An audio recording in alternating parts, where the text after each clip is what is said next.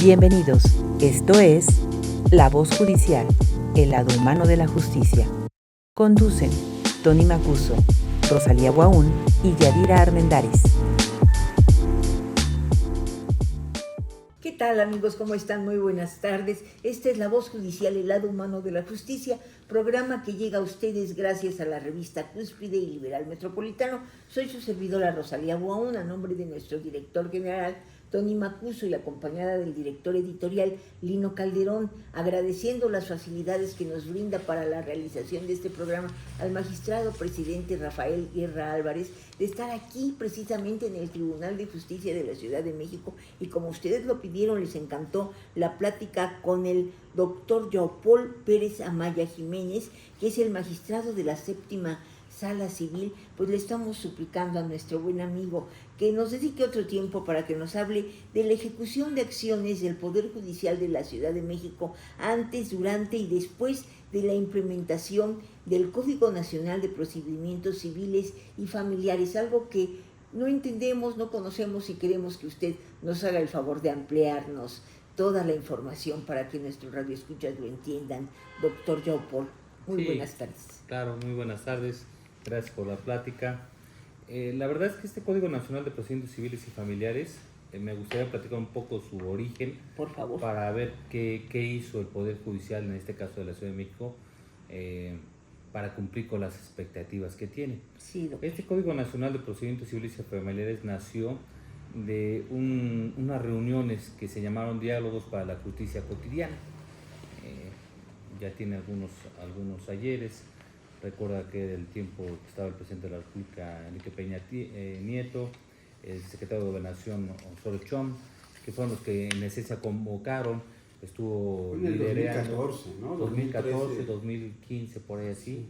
Porque después surgió la reforma constitucional en 2017, precisamente.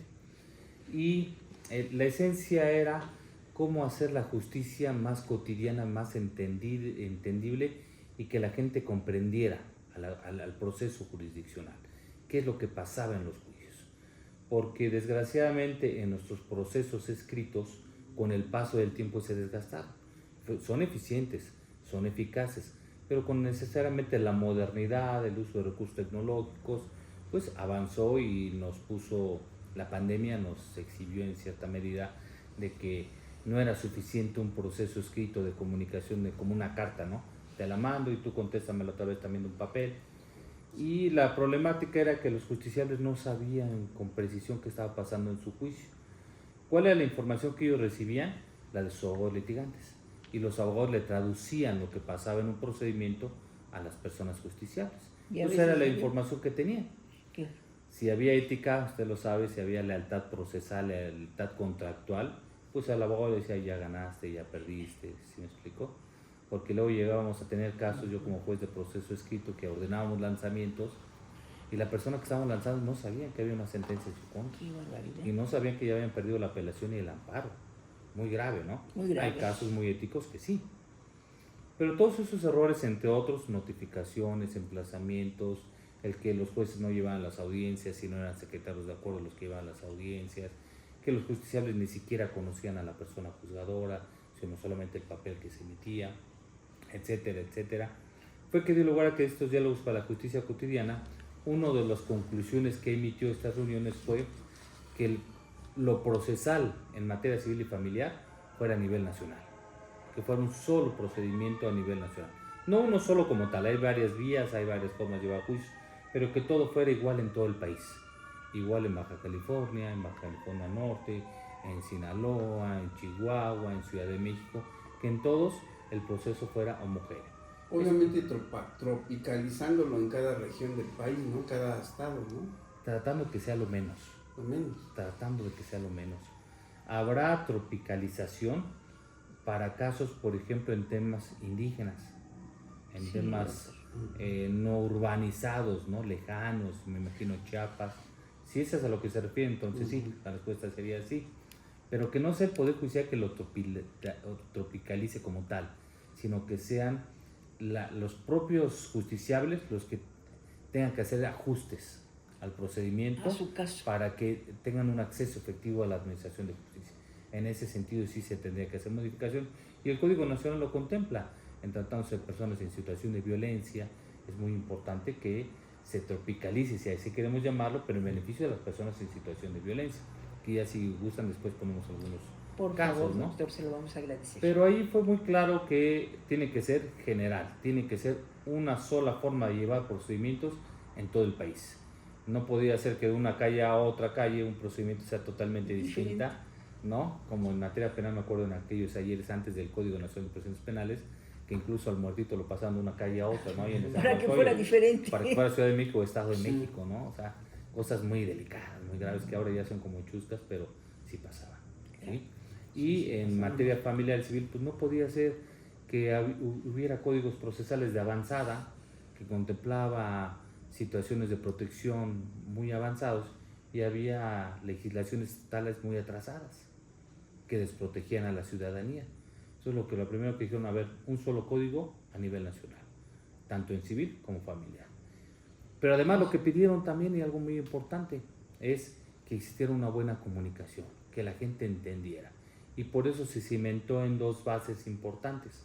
Uno, herramientas tecnológicas, hacer uso de herramientas tecnológicas, y dos, audiencias orales, para que la persona juzgadora explique por qué está dictando su sentencia y el sentido de ella. Y así la persona que está pidiendo justicia, que tiene un problema, sepa y conozca y entienda, principalmente eso, entienda por qué está haciendo, por qué ganó, por qué perdió el asunto. Esto es muy importante. Claro. ¿Me explico? Sí, eso va a ayudar muchísimo a todas las personas y sobre todo el poder conocer a la persona que está dictando esta sentencia, porque me acuerdo que antes era imposible conocer al magistrado. Sí, a la jueza, el juez o al maxado, porque ahora también los maxadas y magistrados vamos a tener que explicar nuestras sentencias, donde confirmemos o modifiquemos o cambiemos totalmente una sentencia de una jueza o de un juez. Entonces fue un paso muy importante de comunicación y de conocimiento, porque además también uno cuando dictaba sentencia tampoco conocía a los justiciables. Exacto. Solamente veíamos un cúmulo de papel amarrado, unido con hilo y con aguja, pero no sabíamos otra cosa. Sí, era una justicia que fue eficiente en un tiempo, pero que ya en la actualidad, con esta modernidad donde podemos llevar audiencias a distancia con el celular, donde la promoción, en lugar de imprimirla y llevarla, formarme en Plaza Juárez, imagínense, han ido ustedes, es unas colas enormes, pues mejor lo hago en el despacho y la mando vía digital al juzgado, y el juzgado la recibe digital y me contesta digitalmente. Entonces los avances hay que ocuparlos. Más accesible. Más accesible. Y en ese sentido, entonces, a instancia del señor presidente, doctor Rafael Guerra Álvarez, es que el Consejo de la Judicatura emitió un acuerdo para crear una comisión que implementara el Código Nacional de Procedimientos Civiles y Familiares en la Ciudad de México. Es decir, una vez que salió publicada este Código Nacional, todos los poderes judiciales de los estados y de la federación tienen 4 años para hacer la adecuación de sus ordenamientos internos al Código Nacional y para ya implementar el Código Nacional en sustitución del Código de Procedimientos Civiles de la Ciudad de México, llamado Distrito Federal, nunca se le cambió el nombre, pero se entiende Ciudad de México. Y para esa adecuación y esa aplicación del Código Nacional se creó esta comisión, del cual tengo el gusto de formar parte. Es una suerte que usted esté ahí porque es un magistrado que entiende perfectamente, que está adentrado en esto.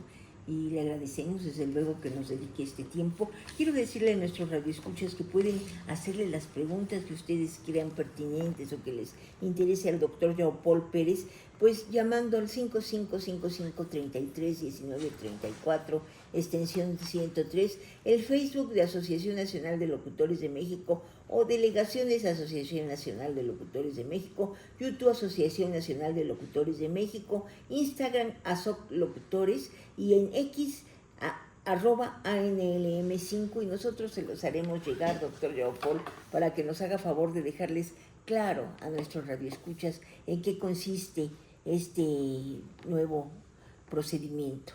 Claro. Doctor, ¿cuándo se va a comenzar a implementar este nuevo código? ¿Cuándo? Sí, miren, precisamente por estudios, diagnósticos y análisis que hizo esta comisión, es que se determinó y así se propuso al Congreso de la Ciudad de México iniciar en 3 etapas. La primera etapa para la implementación del Código Nacional de Procedimientos Civiles y Familiares es el 1 de diciembre de este año.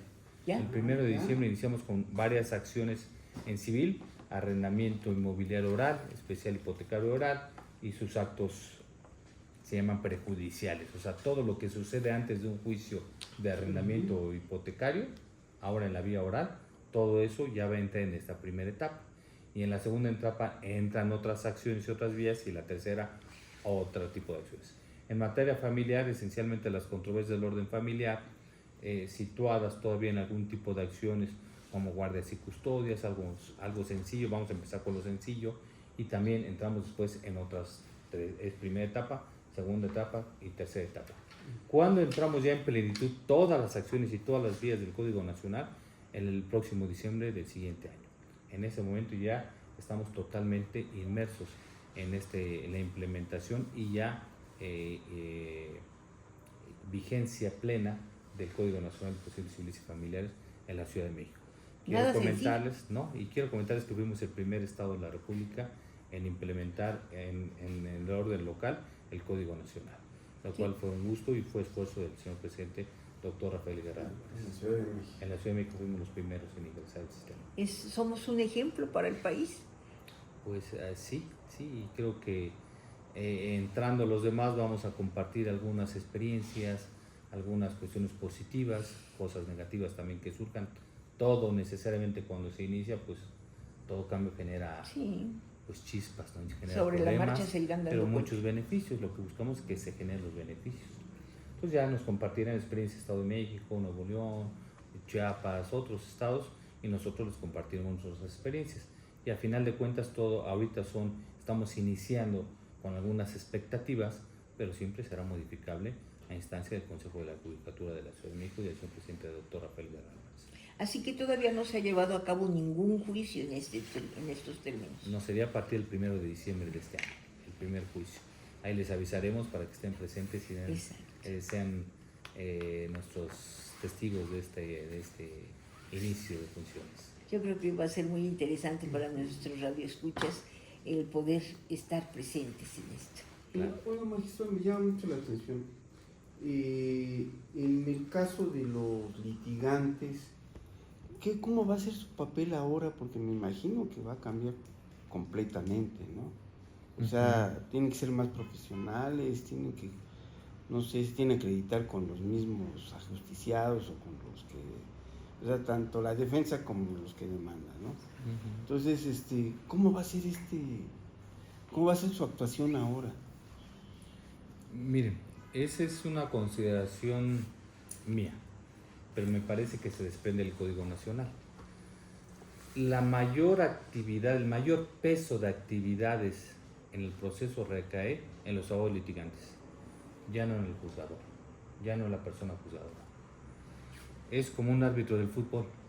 Entre menos hable del árbitro, fue un mejor partido de fútbol. Igual aquí se tiene que buscar eso, que el sistema democrático de la oralidad sea funcional con base en la participación eficiente y eficaz de las abogadas y los abogados litigantes. Que ellos sean los que lleven toda la carga o la principal carga. No omito mencionar que en materia familiar puede haber suplencia, pruebas para mejor proveer, para proteger niñas y niños, adolescentes, grupos de atención prioritaria. Lo mismo que puede suceder en materia civil, pero es menos el número que se da, ¿no? Es más en materia familiar. Pero de origen, la participación eficiente debe ser los abogados litigantes, incluso en materia familiar. Ahorita en el curso que estamos dando incluso a abogados litigantes, les decimos mucho, ustedes son la pirámide, la esencia de este sistema de oralidad. El juez puede mejorar tu participación de origen, no. El juez te puede sustituir, no. Puede suplir, pero de origen tenemos que dejar que los abogados litigantes precisamente hagan eso, su teoría del caso, la demanda y contestación y sus técnicas de litigación durante el desarrollo del procedimiento, que ellos sean la esencia de esa búsqueda de la verdad que siempre se intenta para conocer la verdad de los hechos y el juez pueda resolver.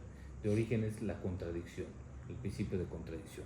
Si no lo hacen bien en materia familiar, surge una figura jurídica de un apoyo de un especialista para el litigio oral. Y por eso es que en materia familiar ahora se pide que los que litiguen el sistema oral sean especialistas en la materia. Qué bien, qué Y bueno. esto va a ser muy importante. Pues creo que los que más se tienen que capacitar, con todo respeto, son las personas litigantes. Ellos tienen que hacer un gran esfuerzo, porque ahora en oralidad se les va a dejar mucho la participación ellos. Ya si no lo hace bien el litigante que es nombrado por el justiciable, el especialista que se le da en apoyo, ambos no lo hacen bien, el juez podrá suplir deficiencias o pruebas para mejor proveer en materia familiar o en cualquier materia que existan, que se pueda afectar a un grupo de atención prioritaria. Entonces el justiciable, doctor Leopold, debe tener mucho cuidado en el abogado que elige. Sería conveniente que se den cuenta que han tomado este diplomado en donde los capacitan para estos juicios. Mire, de origen, cuando el juez lo nombra, sí. Pero si la persona, la señora que se quiere divorciar, confía en su abogado, no se lo podemos quitar. Se lo dejamos porque es una cuestión de confianza. Pero si el abogado no es muy entrenado, muy especialista en la materia, pues le nombramos, se le tiene que nombrar un especialista que lo acompañe, un abogado de acompañamiento para los juicios orales. Es decir, que el justiciable tenga a la persona de confianza y tenga al especialista en materia familiar, para no afectar los derechos de una persona en situación de violencia, una niña, un adolescente.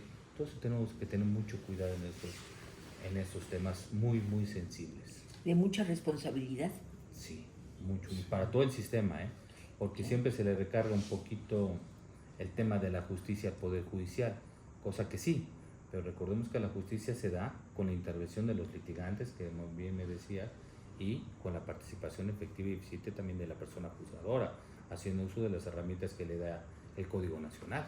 Doctor Leopold Pérez Amaya, le vamos a suplicar un momento, vamos a cabina central y regresamos a platicar con usted. Gracias. Esta es la voz judicial del lado humano de la justicia, aquí desde la séptima sala civil del Tribunal de Justicia de la Ciudad de México. Regresamos. Ya regresamos. La voz judicial.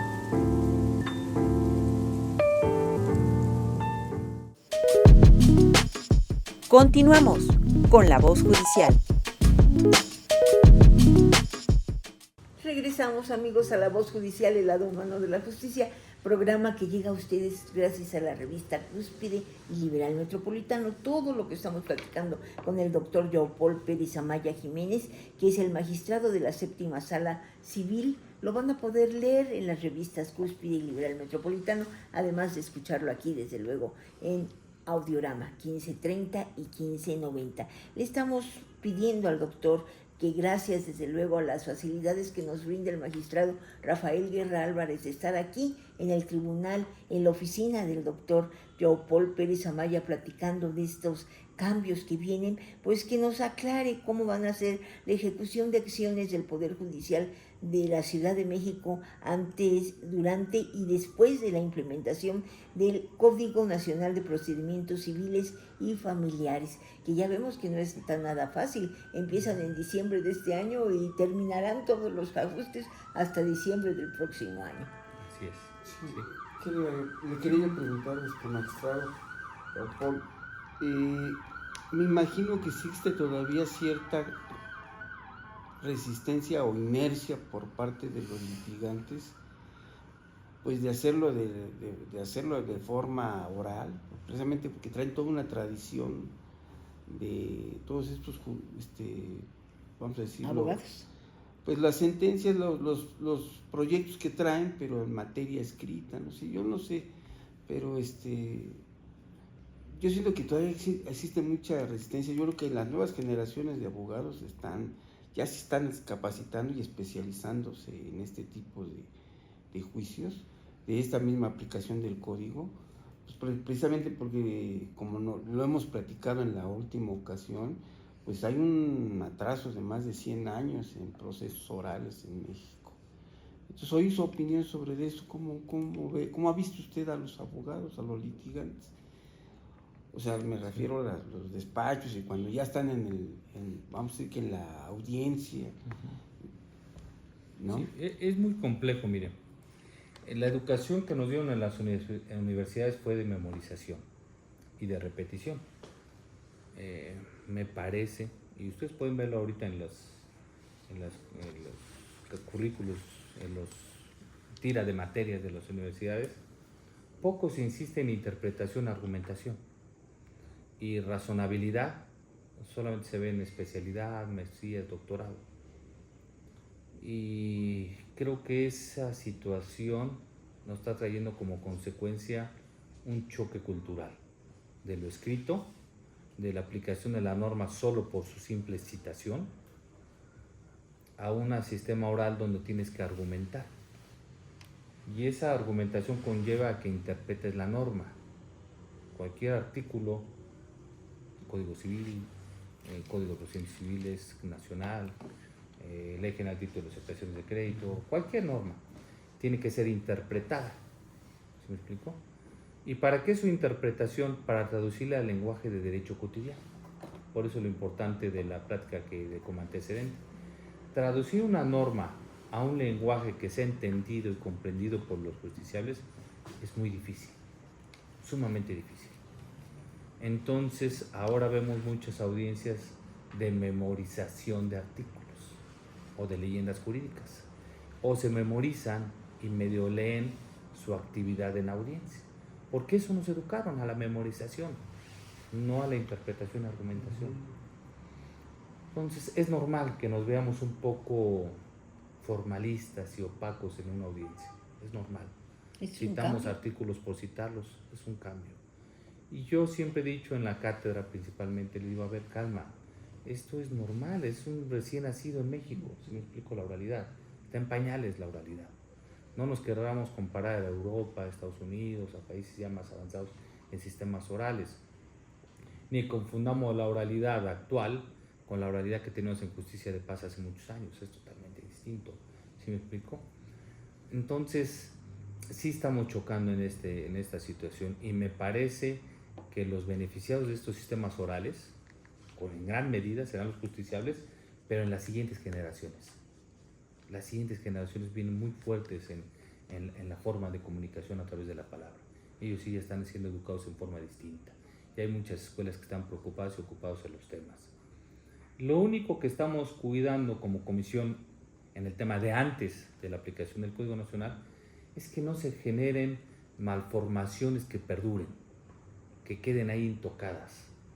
Que se sepa que todo lo que se va a implementar es modificable con el paso del tiempo, siempre y cuando sea en beneficio de las personas. Pero no que se creen criterios, dogmas, sistemas que no modifiquen lo que se está haciendo.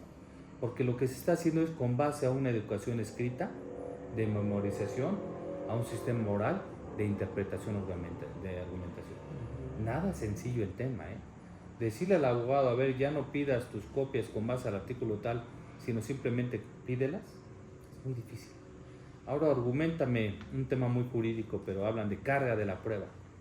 Traduce ese término de carga al lenguaje cotidiano para que te entienda tu cliente y entienda el cliente de tu contrario. Es bastante complejo, cuando solamente nos decían que nos memorizáramos los artículos. Entonces es entendible que tengamos fallas, es entendible que vayamos lentos, pero yo prefiero que vayamos a pasos tranquilos, lentos, pero seguros. La oralidad mercantil fue como, y la oralidad familiar en la Ciudad de México fue como el nacimiento de la oralidad. Pero obvio, no camina, no se comunica, balbucea. Es normal, es normal. Ya poco a poco iremos avanzando, utilizando palabras menos técnicas en la audiencia, utilizando menos artículos. Las abogadas y abogados, yo sí les imploro a los que nos estén escuchando, que se capaciten en comunicación simple y sencilla. Y no necesitan forzosamente grandes escuelas o grandes estudios, ¿sí me explico? Simplemente que agarren un artículo del Código Civil o del Código Nacional de Procedimientos Civiles Familiares y se lo expliquen a un familiar que no sabe de derecho.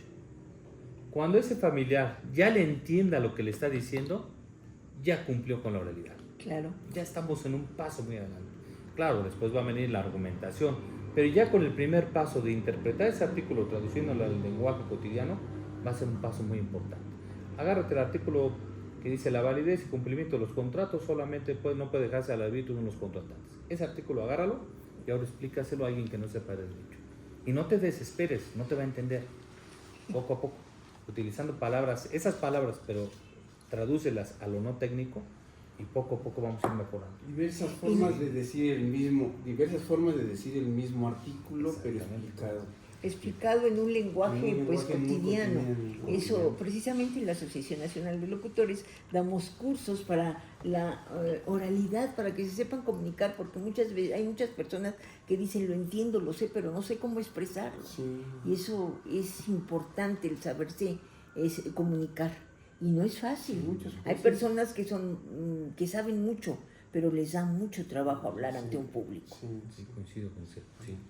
Yo en el 2016 vi en algún programa cómo se hacía un juicio oral mercantil, y pues parece que estábamos viendo cuando van así estos dan el sermón y van citando las partes de la Biblia, ¿no? O sea, estos proverbios, igual así. Los pastores decían, no, que de acuerdo con esto y esto, yo creo que es esto y así, pero casi siempre citando los códigos las leyes vigentes, ¿no? En la Ciudad de México. Sí. Entonces, pero eso tiene que ir cambiando, se tiene que ir modificando. Es una evolución. Claro. Cuando yo doy clase en alguna universidad, que me he alejado un poquito por la carga de esta implementación, no se puede.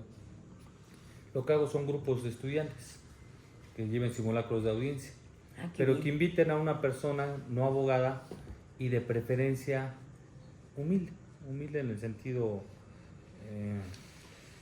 pues con no mucha cultura. Con no mucha cultura, ¿sí me explico? Para el efecto de que se sienten, y si ellos entendieron lo que hablaron en la audiencia, aprobados. Si no entendieron, lo repetimos. Claro. Y si después de 3 repeticiones no entienden, reprobados. Porque la justicia no es para los jueces, las juezas. La justicia no es para los abogados y abogados. Nosotros somos instrumentos. ¿Sí me explico? La justicia es para las personas. Y ellos tienen que entender qué estamos haciendo. Y por eso en la práctica con la juventud es, a ver, quitémonos de dogmas, quitémonos de leyendas jurídicas sacramentales, quitémonos de cita de artículos por artículos nada más. Siempre a mis alumnos, incluso juezas y jueces, porque tengo la bondad de que luego me invitan a dar curso en algunos estados, les digo, a ver, ¿qué dice el artículo 300 del Código Fiscal? No, pues no sé, ¿por qué nos pregunta eso? Entonces, ¿qué sabe la persona que vende zapatos del 1390 bis del Código de Comercio? Claro. No, pues nada, entonces, ¿por qué lo citas si no entienden? Y hay algunos comerciantes que se la saben, la ley mercantil de la Ciudad de México se la saben de arriba. Es muy difícil. Pero es excepcional, ¿eh? Es muy Hay difícil. algunos que sí. Sabrán, yo, por cuestiones sustantivas, qué es el factoraje, qué es el contrato de prenda, pero el procesal yo lo veo difícil que sepan qué dice un artículo procesal. Y por ¿Qué eso, tiene que hacer el juez? Como fundar con el contenido del artículo, pero traducido a través de su interpretación al lenguaje cotidiano. por eso Es lo que acude tiene que uno con pasar. un especialista, ¿no? Para que sea el que le traduzca, como un médico. ¿no? Claro. Y si hay sus excepciones, en alguna ocasión yo en alegatos como juez oral, alegaron los abogados, jurídicamente. Recuerden, el actor siempre dice, yo en alegato digo que gané y por lo tanto se condena. Y el demandado, yo digo que gané y que se absuelva. Las personas que eran administradores de las empresas querían No alegar. entendían Oye, nada. yo quiero hacer uso de la palabra. Alegaron mejor que los abogados. Pusieron muy bien toda la problemática, cómo se podría resolver. Dijo, oigan, ese es el tema, que nos falta también mucha empatía con las personas que estamos llevando a cabo el sistema de justicia. Escucharlos y hablar del tema que ellos están hablando. Recordemos que el proceso, sea el Código Nacional o el proceso escrito, sea el proceso que sea, su materia son hechos. No sé en qué momento lo contaminamos con tanto derecho. No, el proceso son hechos. Y si los hechos son sin derecho, porque es una prestación de obras, un servicio profesional, es una obra, no es un arrendamiento, quién se queda con los niños, dame alimentos, y esos son los temas, tendríamos que hablar de hechos, no de derecho. Pero ustedes vayan a cualquier audiencia, creo que ahorita ya está mejorando mucho, pero en sus inicios era un recital de artículos y de leyendas jurídicas. Ahora, si ustedes ya van más a las audiencias, ya va a ser más entendido y comprensible, pero eso se ha logrado con base a la capacitación y a los entrenamientos que ha tenido bien el Instituto de Estudios Judiciales de la Ciudad de México llevar a cabo con juezas y jueces. Y en la actualidad también incluso ya estamos trabajando con magistradas y magistrados, porque cuando se aplica el Código Nacional en el recurso de apelación, contra sentencias definitivas, cuando resolvamos los magistrados y las magistradas, tendremos que explicar la sentencia de la sala, cosa que nunca se había hecho. No, Nunca. y es admirable, doctor João Paulo Pérez, porque además de la carga de trabajo que tienen, vemos que es excesiva, se dan tiempo para tomar estos cursos, para Sí. actualizarse. Sí, necesariamente. Pero yo siempre les he dicho, es una inversión de tiempo, porque lo que se busca con una buena capacitación, un buen entrenamiento y la buena aplicación del Código Nacional es quitar cargas de trabajo. Tenemos que eliminar cargas de trabajo. Y más, porque me preocupa y estamos ocupados en materia familiar. Los jueces y jueces familiares están llenos de trabajo. No pueden ya. Los expedientes salen volando por todo el juzgado ya. Está lleno totalmente. Entonces, lo que estamos esforzándonos de sobremanera es, principalmente, mejor dicho, en materia familiar. Creo que el Código Nacional ya quitó todos esos incidentes por todo, incidentes en contradicción e incidentes por cualquier juzgado. Ahora va un juicio oral, todo en sistemas orales, y lo que tú quieras pedir ahora en comparecencia o por escrito, pero en comparecencia me lo tienes que hacer valer. Porque ustedes lo saben, por escrito yo puedo decir muchas cosas. Y difamo a la otra persona, a la que fue mi compañera de vida, la difamo, o a mi compañero lo difamo. ¿Sí me explico? Por escrito, pero ya en presencia se disminuye mucho la situación, porque los que elaboran esos escritos son los abogados y a los abogados, por el tema que usted me comentaba. Algo yo también que les pediría en materia familiar a los abogados y abogados, mayor ética en su trabajo, porque vemos mucha acuses, muchas difamaciones entre las personas. Cuando se demanda, lo primero que quiero es acusar a mi contrario de que es la peor persona, para que el juez se lo crea y pensando en eso, que yo gane el asunto, cuando no va a ser verdad, porque todo eso lo vamos a tener que llevar a la audiencia y ahí vamos a tener ciertas dificultades si son mentiras lo que estamos diciendo. ¿Sí me explico? Una de las materias principales que llevan ustedes los abogados es precisamente la ética, ¿no? Y Pues la sí, lógica.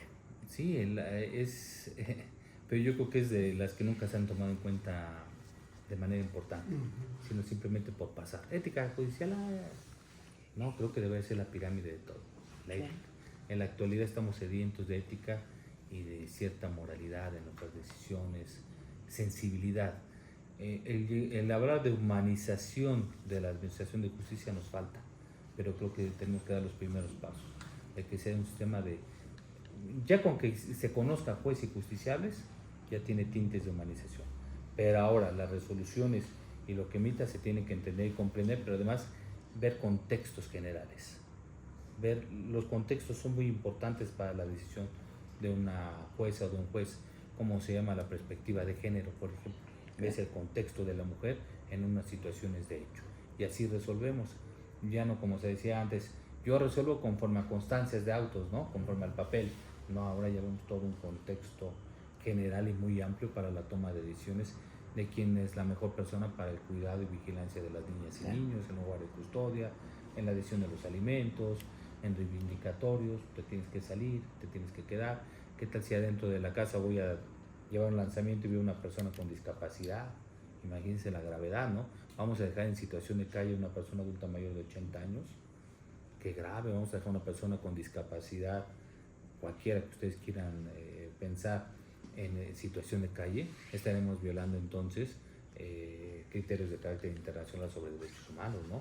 De no dejar en situación de calle a personas con discapacidad o grupos de atención vulnerable. Pues en un lanzamiento deben tener mucho cuidado en estos temas. ¿Y en esos casos qué deben hacer? Generalmente buscar situaciones de apoyo, ya sea dentro de la familia. Antes de llevar un lanzamiento, la familia o el propio Estado tiene que buscar la forma de cómo proteger a estas personas en situación de violencia. Sí. Tenemos que buscar la mejor forma de solucionarlo. Y eso muchas veces el juez, fíjese que ya a la hora de llevarlo no es tan complicado. Es complicado cuando no lo detectamos y ya está el lanzamiento, pero por ejemplo en oralidad vamos a dictar una sentencia. Yo veo que la señora se tiene que salir, tiene 80 años. Entonces yo hablo con la señora, la decisión de esta cosa es que se tiene que salir de la casa. ¿Cómo la apoyo? ¿Qué hacemos? En esa ocasión una sobrina tal, si yo me la llevo a Guanajuato, por favor, le dije, llévesela, no dejen que viva una situación de estrés y de situación de calle, de que la saquen de la casa, por favor. Sí. No lo dejen, llévesela usted a Guanajuato, denles el apoyo, vean qué pueden hacer, no dejen sola a la señora, etcétera, etcétera. sí les En expliqué que España pueden se ser dio amparo. mucho ese tipo de casos de lanzamientos que perdían gentes que Ya rentaban de- departamentos y pues en situación Adultos mayores. se aventaban de los pisos y se suicidaban. O sea, casos muy graves, Sí, hay que cuidar mucho a las personas en estado de vulnerabilidad, ser muy sensibles. Pero eso lo tiene el juez durante la audiencia, cuando explica la sentencia, pues saber y ver ahí mismo las medidas necesarias. Incluso el Código Nacional de Protección Civil y Familiares contempla una audiencia de aveniencia. Es decir, yo lo cito, si va a haber un lanzamiento lo cito, ya dictada la sentencia y explicada, después el amparo o la apelación, entonces yo lo cito a una reunión donde podemos negociar el cumplimiento de la sentencia. Y a veces el actor, en lugar de gastar en un lanzamiento, no voy a meterme en qué gasta, pero en los gastos normales de un lanzamiento, pues mejor que le ayude económicamente a la persona que va a ser lanzada para su traslado, ¿no? A un lugar más y seguro. a lo mejor hasta le da el dinero para su primer enganche, ¿no? Es- O el, ¿cómo le llaman? El apartado, la primera mensualidad que le piden un arrendamiento. Es ¿no? Que una le buena ayude. solución. Y ya Doctor, no está gastando en lanzamientos. ya por le vamos a suplicar otro momento. Vamos a cabina central a un corte y regresamos. Esta es la voz judicial, el lado humano de la justicia, desde el Tribunal de Justicia de la Ciudad de México. Regresamos en un momento. Ya regresamos. La voz judicial.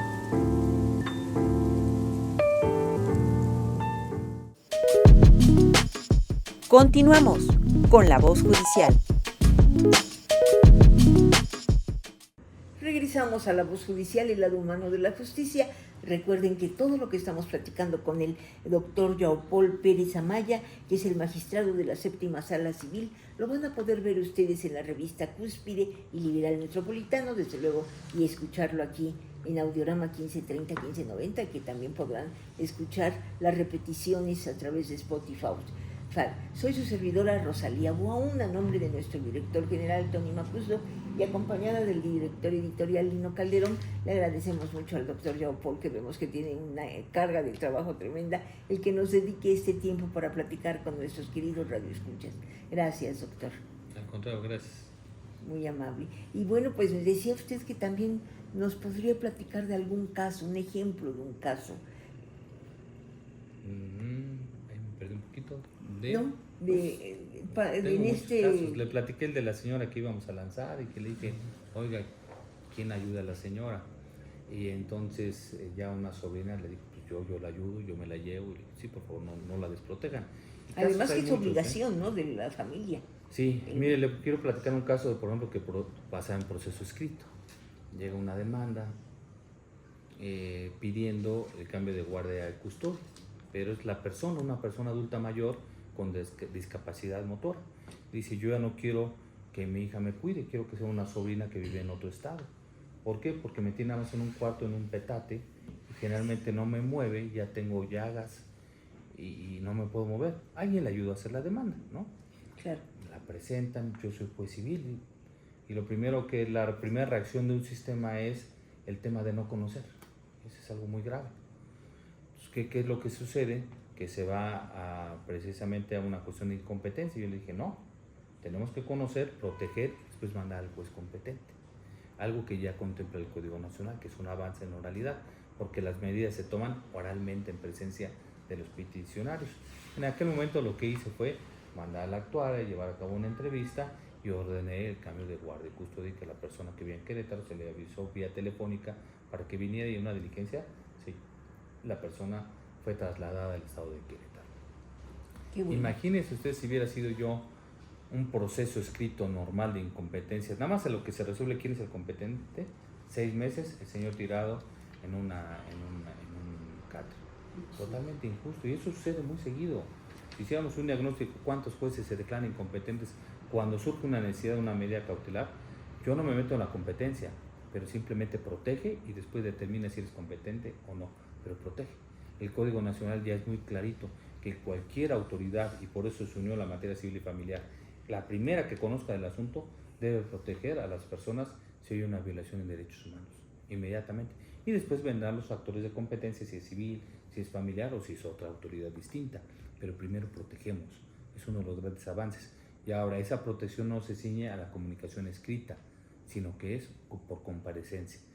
Y aquí una comparecencia, pues decía, por ejemplo, una mujer en situación de violencia. Vamos a establecer caminos para el efecto de que existan las alcaldías, estamos trabajando en eso, es una expectativa, de que existan en las alcaldías unos módulos donde la persona en situación de violencia pueda hacer su demanda ahí directamente o solicitar su comparecencia ante el juez de lo familiar, le da ficha inmediata para el día siguiente o el mismo día y se presenta en comparecencia, se le toma su declaración y se emite las medidas cautelares. Ahora no puedes, vía telefónica, por videollamada, el juez te toma tu comparecencia y emite las medidas de protección que sean necesarias, ¿no? Como la separación de las personas, el que no exista violencia, etcétera, etcétera, etcétera. ¿Sí? Entonces, esa es una gran ventaja. la comunicación es, creo que este Código Nacional, ustedes son expertos en esto, y creo que la comunicación es lo que más le importa a este Código Nacional de Procedimientos Civiles y Familiares, y es lo que esta comisión está cuidando, que siempre exista una comunicación entre los justiciables y la jueza o el juez que va a conocer el problema, que exista una efectiva comunicación. Doctor, ¿qué le faltaría a este código?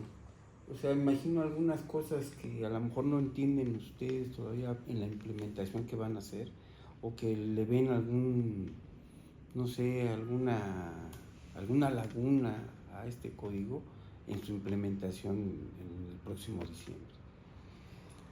Toda O sea, codificación. Ustedes ya lo Sí, revisaron completamente y ya saben por dónde más o menos cogea esta Pero en la norma. práctica ya van Y a en la darse práctica cuenta. también va a ser. Creo que ahí va a ser cuando nos vamos a dar más cuenta, pero ahorita del análisis que se hizo, e incluso quiero comentarles que CONATRIP tuvo una importante participación en la creación y promulgación de este Código Nacional. Entonces siempre estuvimos a la expectativa de este Código Nacional, y de origen yo creo que es perfectible el Código Nacional, pero es un muy buen instrumento. ¿Qué me hubiera gustado a mí en lo particular, y algunos comentarios que han surgido, es que en la ejecución de sentencia también todo fuera oral? ¿Por qué? Porque me condenaron al pago de unos intereses. Se dejó a elección que el que se beneficie lo puede hacer por escrito, un escrito de cuantificación de intereses, o en audiencia. Lo mejor hubiera sido todo en audiencia, nada fuera de audiencia. ¿Por qué? Porque si yo le presento un incidente por escrito, la Corte ya decidió que ese incidente, el auto que le recae, que lo admite, tengo que notificarle personalmente al demandado. Y ahí viene un problema gigantesco. Buscarlo, ya se cambió de domicilio, se esconden, y si lo tengo por notificado, después vienen los amparos, me ordena reponer el procedimiento. O sea, parece ser que un tecnicismo de que, oye, notifícalo personalmente, es algo tan sencillo, se convierte en una bola de nieve terrible, pero terrible. En cambio, si es en audiencia y no estuvo presente, todas las notificaciones se surten en audiencia, y entonces yo hago valer mi incidente, y si no viniste, te surte la misma audiencia, y no contestaste, fíjense qué importante, el juez en la misma audiencia decide. En lugar de que presente mi incidente, le den vista por 3 días a la otra parte, que son 5 por lo que sale publicado y todo esto el acuerdo, que conteste en otros 3 días, ya pasaron otros 3 días más, y que el juez resuelva 3 días después, a 15 días después, qué mejor que en una audiencia yo pido que me cuantifiquen mis intereses, propongo una plantilla, el juez, si está presente, le da el uso de la palabra a la otra persona, y si no, le precluye el derecho, y después de uno u otro caso, el juez decide el mismo día de la audiencia. Y así en todos los casos.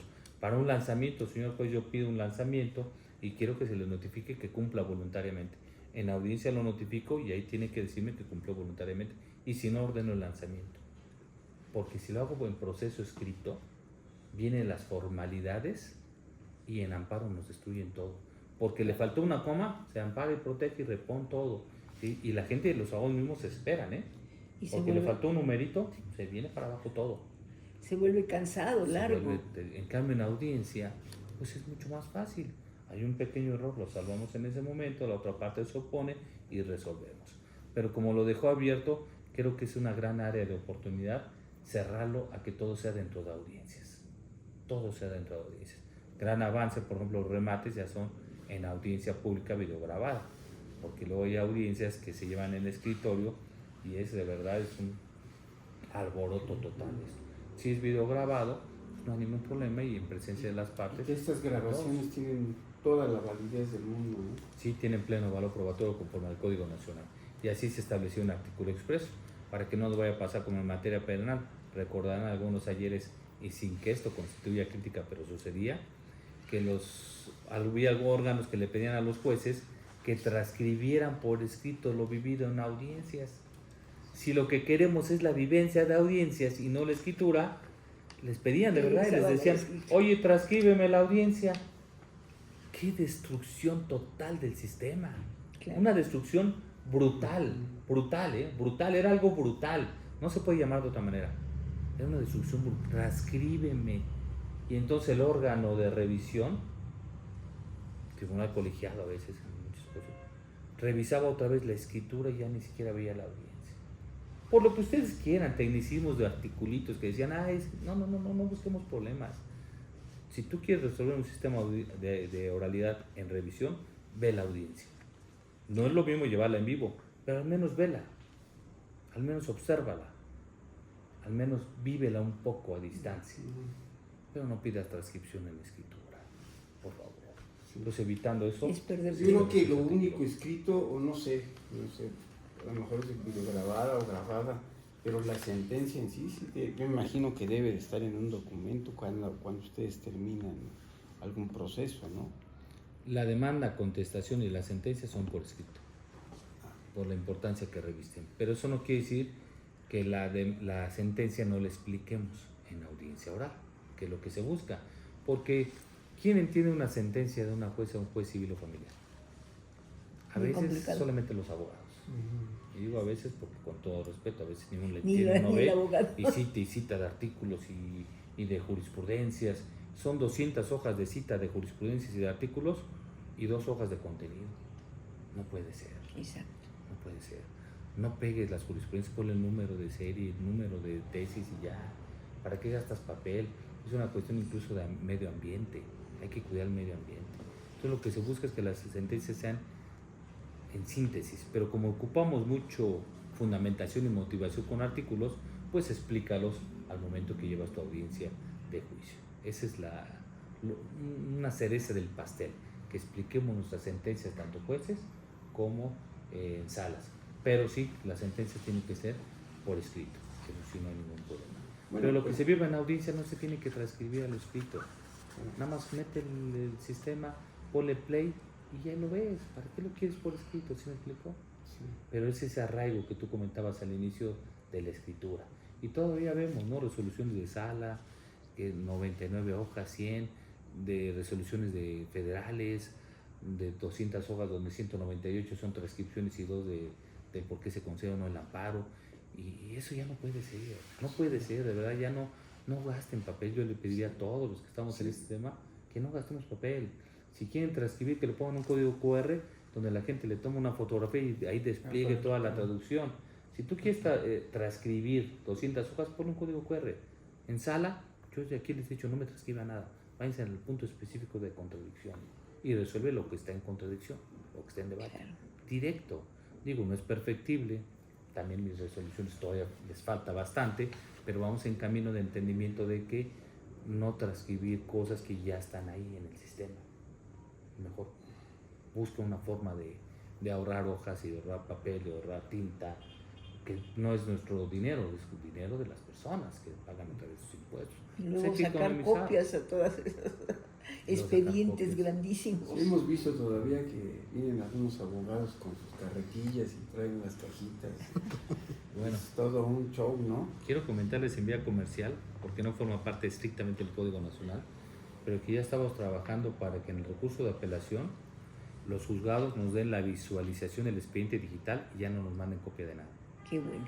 Y estamos trabajando también con Poder Judicial Federal para el efecto de que ellos también nos acepten todos los sistemas digitales que tenemos y ya les remitamos nada más los expedientes y los tocas digitales, ya no los expedientes. La verdad es que tenemos muy buena relación con Poder Judicial Federal para estas situaciones y ellos también nos van a mandar digitalmente, por ejemplo, sus sentencias. Ahí sí está bien, que sean del tamaño que sea, mientras sean digitales. Claro. Ya no gastamos papel ni hojas. Y ese proyecto está muy avanzado a instancia del doctor Rafael Guerra Álvarez y de la presidenta de la Corte, Norma Piña. Estamos muy avanzados, de la Corte muy avanzados, en ese pacto de que ya no se trasladen papel de juzgado a sala, ni papel de sala a federales, que todo sea digital. Ese es un gran avance.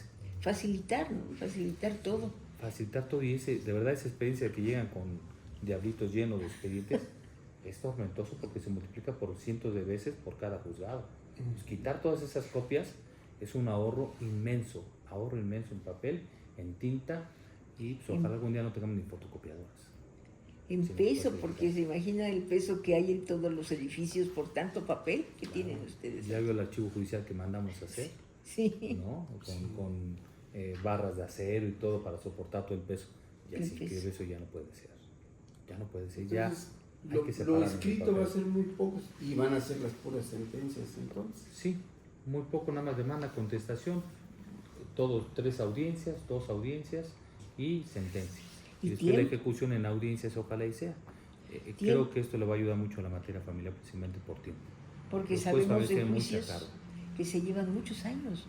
Sí, tanto sucesiones como juicios ordinarios civiles se llevan 2, 3, 5, 10 años. Eso Ya cuando no están puede ser. terminando el juicio, el actor ya no vive. Ya no, ya viene la sucesión, a continuar con el juicio. O los hijos de guardia y custodia ya son mayores de edad y ya se sobreese el asunto, ¿no? No puede pasar eso. Claro, yo quiero comentar, son excepcionales. La regla general es que la experiencia que nos da aquí en los diagnósticos que hemos hecho es que la materia civil y familiar cumplen los plazos, cumplen los términos. Es un tribunal muy eficiente, no porque forme parte yo de él, No, pero sí es muy eficiente en cuanto que no pasan de 3 días los acuerdos, las sentencias. El tribunal, a pesar de su gran carga, ustedes lo conocen, Sí. existe un gran compromiso de las personas que trabajan en él. Es cierto. Sacamos todo dentro de los términos que marca la ley.